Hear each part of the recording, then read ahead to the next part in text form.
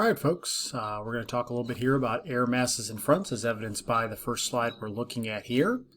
And so if you hear chirping birds, that's going on outside my window. They're pretty active, but we're going to talk about the nice warm air right now in this maritime tropical air mass. Look at that segue.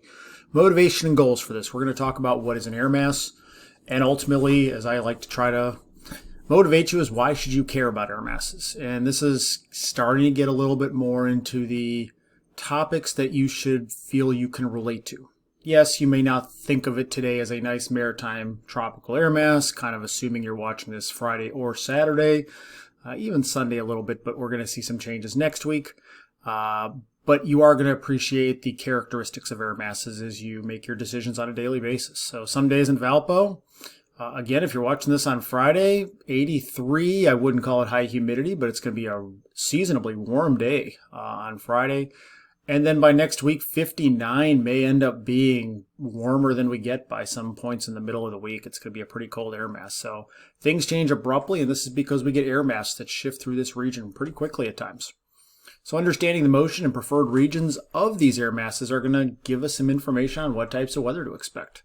We're going to really get deep into frontal boundaries and the idea of what type of weather is going to be expected on both sides of various frontal boundaries: cold fronts, warm fronts, stationary fronts, occluded fronts, so on and so forth.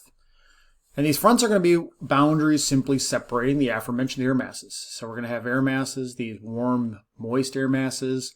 We're going to have periods where there's cold, dry air masses. And so these are going to be periods in which we're going to see sometimes very sharp changes in these features. And so, yeah, we can get times when one of these boundaries can drop a really large amount of rain in a relatively short period of time. And so when we talk about air masses, we're talking simply about a large body of air. We're talking about a body of air that has uniform temperatures and uniform moisture content. In other words, it's warm, or it's cold, or it's Arctic in nature. We may talk about air masses that are, well, really dry, or ones that are tropical, that air that we get sometimes in summer where it's just muggy and kind of nasty outside. And we're going to do a quick pause. Okay, back at it. Hopefully that wasn't too weird. We have a cat sitting in our yard and a really attentive golden retriever, and so I wanted to at least make sure what was going on. The fun of making videos from your home.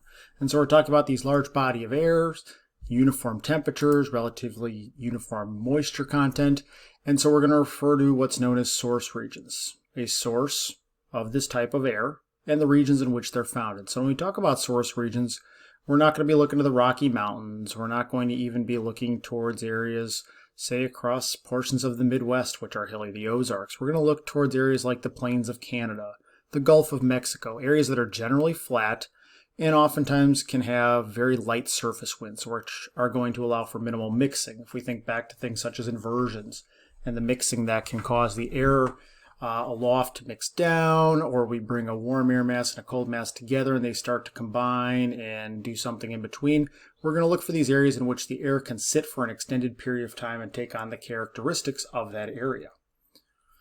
And so again, when we classify air masses, we are simply going to classify them based upon what their temperature characteristics are and what their humidity characteristics are. And this is pretty basic, to be honest. It's nothing here, if you really break it down, that's going to be too earth-shattering.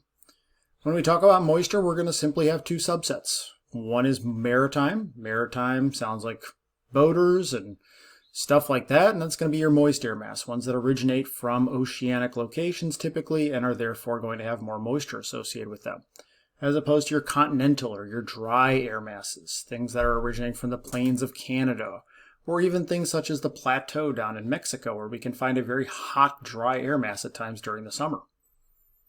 Temperature, we break into three sections, subsect it into both Arctic and polar, as well as tropical. And so we're going to note that there are certain combinations that are very common, especially in areas such as Valparaiso. We basically combine a moisture and a temperature letter together, so you can make things such as MT, or maritime tropical, or CP, continental polar. Those are two of the most common, or I should say the two most common air masses that you will experience here in the Midwest. Most of these combinations can be applied. The only one that you will not find for certain is the maritime Arctic. Arctic air is so cold that it simply can't really be moist. We know that relationship between temperature and the amount of moisture that an air mass can hold, and therefore as it gets that cold it simply cannot have any characteristics. We can, however, get a maritime polar air mass, a clammy, cool air mass found in areas such as New England and at times the Pacific Northwest.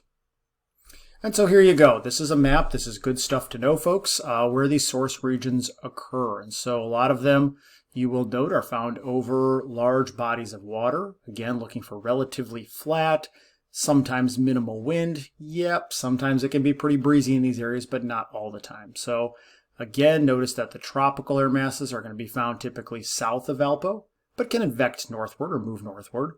And most of the polar type air masses are going to be found to our north. And then way up there where we have a lot of ice and snow cover is going to be where we find our continental Arctic air mass. Not something that's all that common here around Valpo. What happens, however, is as these air masses depart their source region, they will modify over time. So take, for instance, this maritime tropical air mass that we see over the Gulf of Mexico. This is a common air mass in much of the summer months, and we can find at least very modified versions of this air mass as we get into wintertime as well. It is maritime, meaning moist, and tropical, meaning it's warm. But as it works its way northward from the Gulf across areas such as Louisiana, Arkansas, Kentucky, it modifies. The land scours out some of its moisture at times.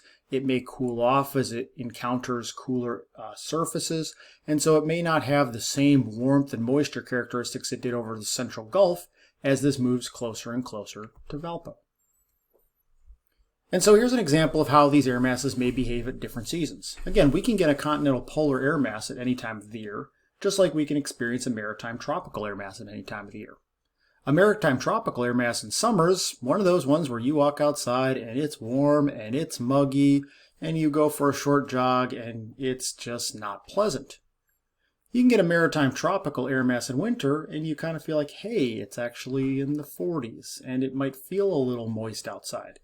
Much different weather, but both a similar air mass, just modified heavily by the season. In this graphic, you can see the example of what might be a continental polar air mass in summer versus one in winter. Think of your summer day. A nice cool front moves through, or at least what we're going to talk about is a cold front, and suddenly your temperatures are near 70, and the moisture is scoured out, and you walk outside and think it's an absolutely beautiful day. That may be when a maritime tropical air mass, which is quite common in summer, gets replaced by one of these continental polar. Continental meaning drier, polar meaning cooler. However, you can see the difference in characteristics in the summer, or the red line, from the blue line in winter, where the temperatures may be below zero, and maybe a little warmer above the surface with a standard inversion, the cold ground covered by snow that allows the temperatures near the surface to often get very, very cold, especially at night. Again, both examples of continental polar air mass, but notably different weather conditions occurring in these examples. So again, these air masses can dip pretty far to the south. Here's just a schematic showing how if we get one of these high pressure systems, we've talked a little bit about highs here as we worked our way through winds and pressure, and we're going to get a little bit more into this moving forward in the class as well. And so here you got some air masses. These are temperatures in Fahrenheit, dew points in Fahrenheit, so I understand that's a little different than your station model. But you can see temperatures near 0 Fahrenheit around Chicago in this instance. Temperatures in the 40s in Miami, which is, let me be honest, something that would really bother folks living in Miami. But again, these frigid temperatures can work their way very far south. It's difficult for a continental polar air mass to make it too far south because it starts to encounter the actual source regions, such as the Gulf of Mexico. Air masses do modify, as I've already talked about. The idea that, yes, that air mass on the last slide likely is more of a continental Arctic type air mass. It would have originated far north in Canada with temperatures well below zero, and by the time it makes it down to Miami, it's creating temperatures in the 40s.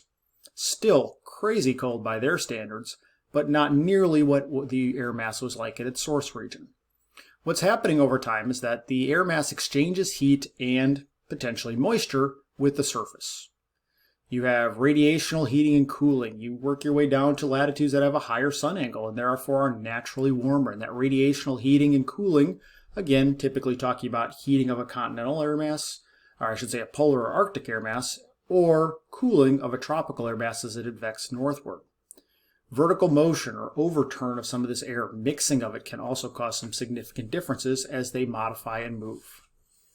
So here's an example where we might modify some air masses. We're going to bring that tropical moisture. You see this term Pineapple Express. Yes, that is a real term, an atmospheric river, and to be quite fair, the folks in California would love to see the Pineapple Express come into their neck of the woods these days because of all the fires that have been existing out west.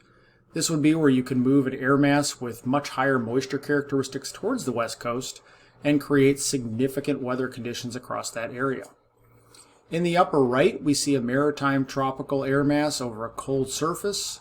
We bring in some of that maritime polar, kind of a cold, damp air mass. And in this example, we see the boundary between this MT and this MP air mass. You notice again this depiction of red semicircles and blue triangles. We'll get into that more likely next week. What is known as a stationary boundary. And so you got the setup there where we start to see this pink color on a schematic. Potential for freezing rain, one of the more dreaded weather conditions associated with wintertime conditions. And so with this idea of the maritime tropical air mass over a cold surface, this surge either from areas across the South Pacific, this surge from the Gulf of Mexico as it moves over the land or up into higher latitudes or over cold currents, the air mass itself cools. It becomes more stable. And stable is a term we have not breached yet and is going to come much more in, well, stability. Seems kind of obvious now that I say it. But the point being is that it's going to create different weather conditions because of that stability. Advection fog. We got that warm air moving over cold land. And so this is quite common when we go to maritime tropical air mass that advects northward or moves northward over the cold land. I talked earlier when we mentioned advection fog, the idea that as a warm air mass with some moisture moves over a snowpack, you can sometimes find that fog that sticks around for a long time here in Valpo. Here's an example of another modification. We got a cold, dry continental polar air mass moving over the warm waters of the Gulf Stream or the warm waters of the Gulf of Mexico. Here, the cold air moving over the warm near surface waters causes that air mass to warm up near the surface. This is an example like lake effect snow. Here you can see the clouds that are just a little bit off the coast. You can notice the gap that's occurring near the coast. As that air mass moves further and further out, you get warm air near the surface that's able to rise and create some of these clouds that you can even see little streaks that are occurring due to the airflow, especially down here in the Gulf of Mexico. Lake effect snow, if you're from areas of Indiana, Michigan, Ohio, if you're from New York, you're potentially familiar with lake effect snow if you live by one of the Great Lakes and in certain preferred regions. In fairness, Chicago doesn't get a whole lot of lake effect snow, and if you live on coastal Wisconsin, say Milwaukee, or up towards Sheboygan or Manitowoc, you really don't see a lot because the preferred wind direction does not favor lake effect snow. In this example, you have a very cold air mass that moves or advects over relatively warm waters. Again, it doesn't have to be warm water, but we know that Lake Michigan doesn't freeze over. And so when we hit the open waters of Lake Michigan, that may be in the upper 30s, we get a cold air mass that may be in the teens moving overhead, we become unstable. Again, I'm teasing future lectures because a lot of what goes on in meteorology is integrated with one another. That unstable means that that warm air that's down near the surface is going to want to rise through the cooler air aloft. That can create clouds and sometimes plumes of snow or rain that happen downwind. Here in Valparaiso, we are prone to lake effect snow on occasion, but we are not in the preferred belt of lake effect snow. If you've ever been up towards Michigan City or South Bend, or far southwest Michigan, such as Benton Harbor or New Buffalo, you're in an area much more prone to getting lake effect snow than Valpo. That being said, once in a while we get a strong north wind with very cold air coming down the entire length of Lake Michigan, and we have been known to get snowfalls exceeding 1.5 feet in Valpo purely from a lake effect situation. Here's an example of an image. You can almost see here the wind that would be blowing from west-northwest across the lake. Here on the near lake shore of the wind, it takes a little while for that air to become unstable and clouds to form. And again, this would be an example where a lot of Michigan on the near shore was getting lake effect snow. Similarly, you would see areas here in Canada areas in New York, say around Buffalo, New York, and up towards areas such as the Tug Hill Plateau. Very common. So are areas in UP of Michigan up here by what's the Keweenaw Peninsula, also prone to significant lake effect snow. And so we'll end this series with when air masses clash. And this is going to tease what's coming next, frontal boundaries. Here in this example, we have a warm tropical air mass across the eastern United States, maybe pretty extreme, the idea of mid-90s up in Massachusetts, but regardless, warm and moist air out here, a deep trough out here to the west. This line would be signifying the upper level winds or your jet stream, and so you'd have cold continental polar air temperatures. Here in this example, 70 degrees. Is that uncommon? No, especially in the transitional seasons, which we are moving into here pretty quickly. And so temperatures, even if they're in the 60s here and the teens out here, you're going to set up this cold frontal boundary. And so if we look briefly at today's map, you can notice a lot of frontal boundaries. Let's hone in here on the Midwest.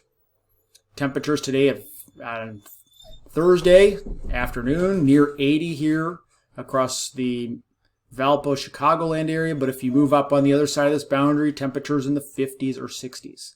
And we will delve more into that here on an upcoming video or in class, or more than likely both. Have a good one.